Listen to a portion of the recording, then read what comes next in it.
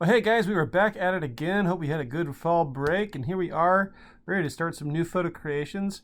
We're going to be doing a neat little project here that is another one of those little memes that kind of came about in response to someone doing a thing, and then like, hey, look at that, we've got, just new stuff that we all want to try out. We all want to show how we did it. So you're going to need a photo of a person, like, where you can see their face. And let me just real quick go to my drive here. Fairly certain I could find what's going on right there.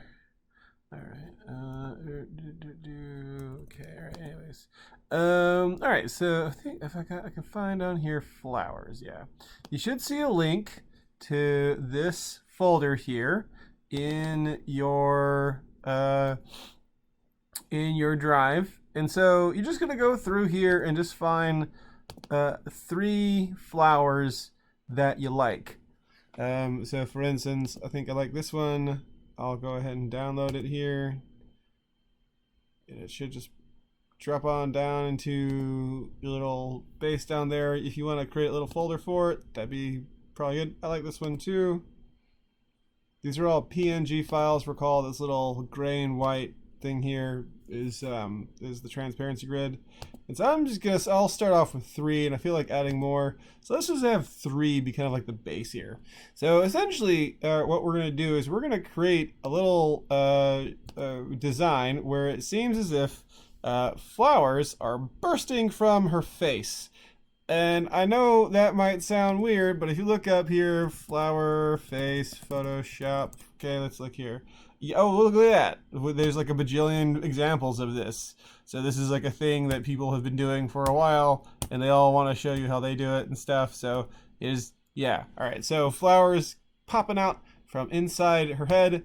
That is, I'm not making that up. You can see right there. Anyway, so the first thing we're going to do is we're going to create a cutout. So obviously, at least with this program here, I noticed that like the magnetic lasso kind of takes a little bit of time. It messes up a lot. So I'm going to use the pen tool to create this. So let me just make sure we have it set to path here. Let me zoom in some, and we'll just sort of cut this out. I'll speed this up here.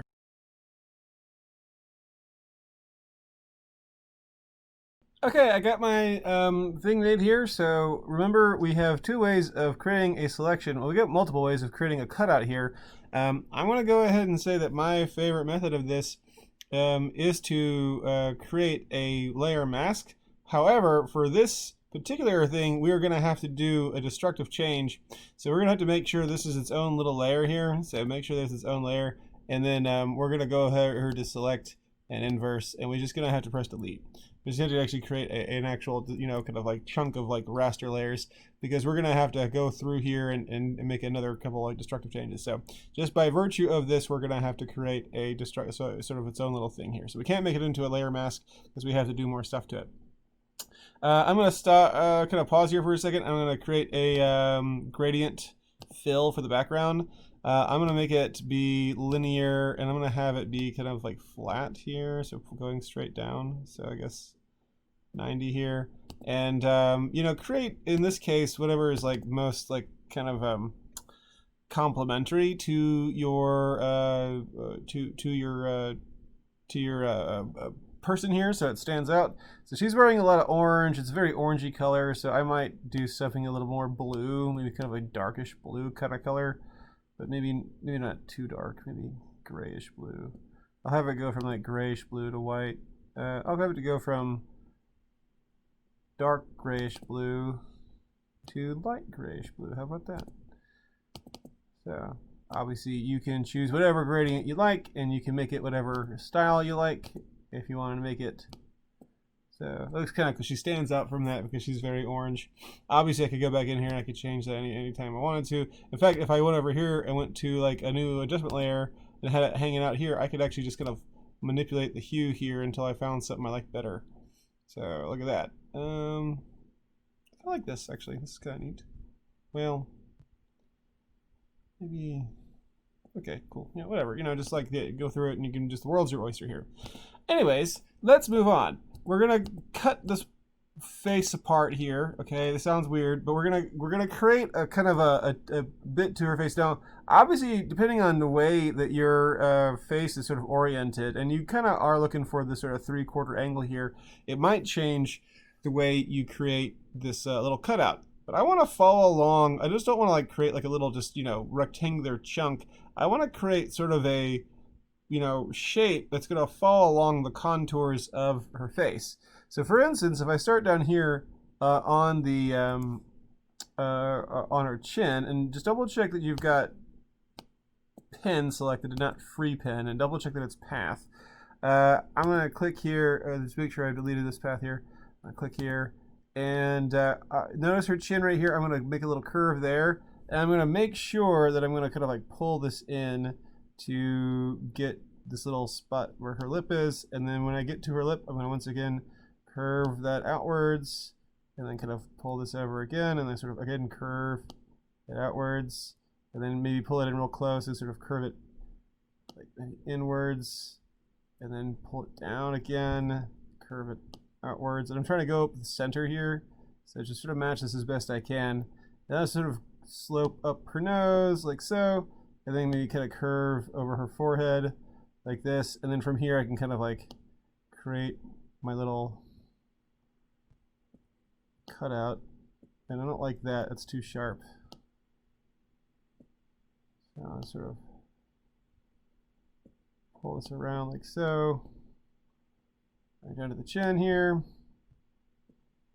and I'll see if I can't get as close to the bottom of the chin as I can. Now this is the way I'm doing it. Obviously you don't have to include the entire chin if you don't want.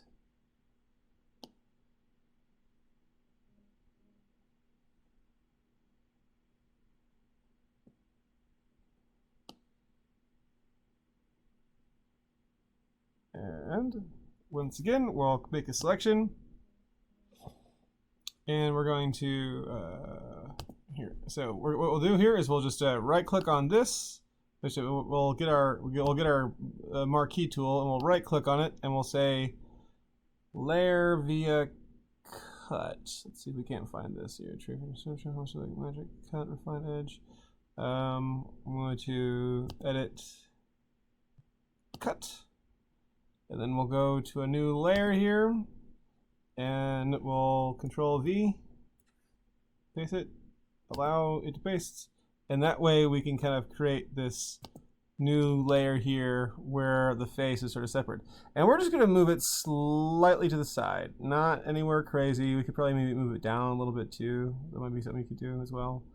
But with that done, what we'll do now is we'll fill in this little area behind her. So what I can do here is I can just go over to my maybe shape tool here, create a little rectangle, and just maybe make a new layer down here, and just fill it with like a rectangle.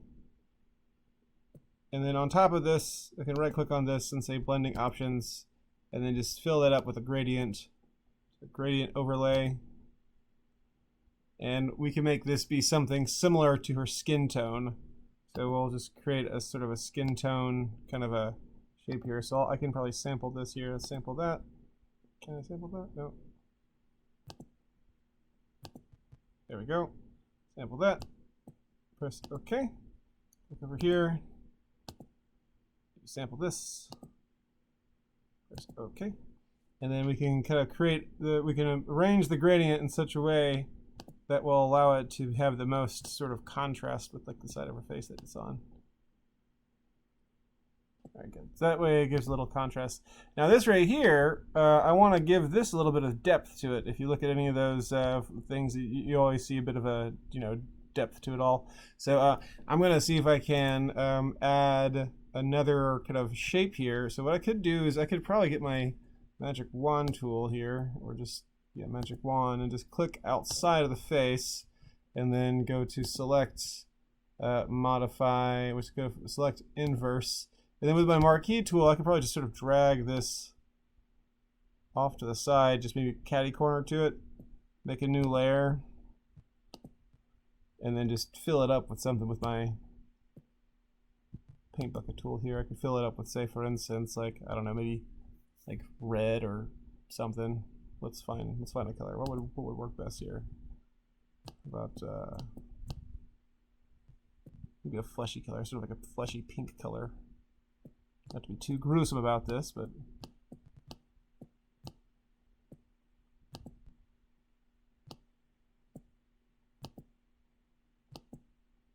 right. So there it is. Control D, and so we got that hanging out there. Maybe we could sort of move this down a little bit to have it fit a bit more.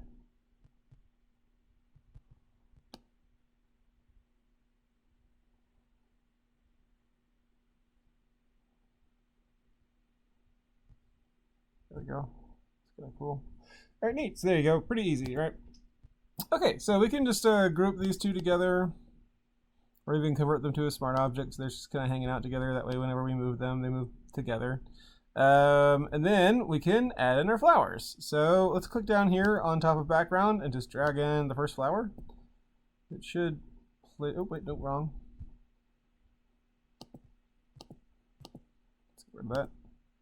Drag in the first flower. It should wind up in between these two. We'll just sort of drag this down here and have it be kind of popping right out of her face.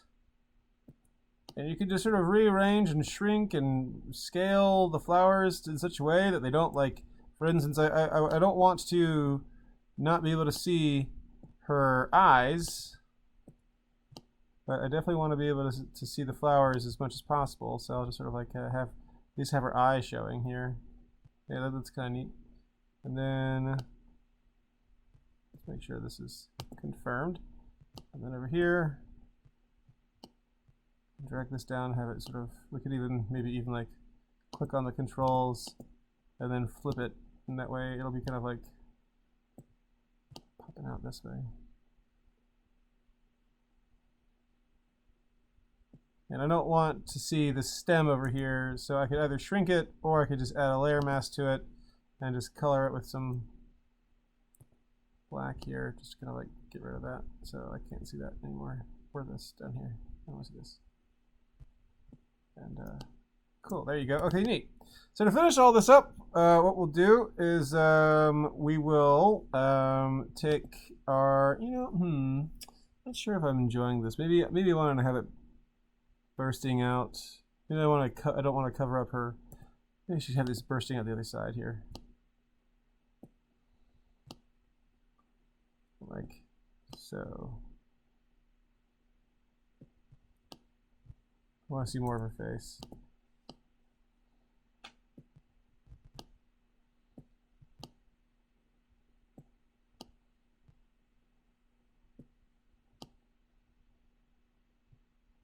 Very neat. That's kind of cool looking. All right, cool. All right, so with that done, what we'll do is we'll tie it all together with maybe a little gradient map, so or some kind of color lookup table here. So we can just go down here and find color lookup, and we can just choose one of these little bits that we've got here. All right, and so that way it all kind of looks like it's sort of blended together here, like it's got the same kind of color information. And if you want to reduce the intensity of this, you can just pull the fill down a little bit, and you get some more of the colors, but we still get that same thing. All right, so you can choose whatever color lookup you want. All right, neat. Well, that was a lot of fun. I like this look. This is kind of cool. Let's go ahead and export this as a JPEG. Call it flower portrait last name, and submit it. Awesome. Well, can't wait to see you guys produce. See you in class.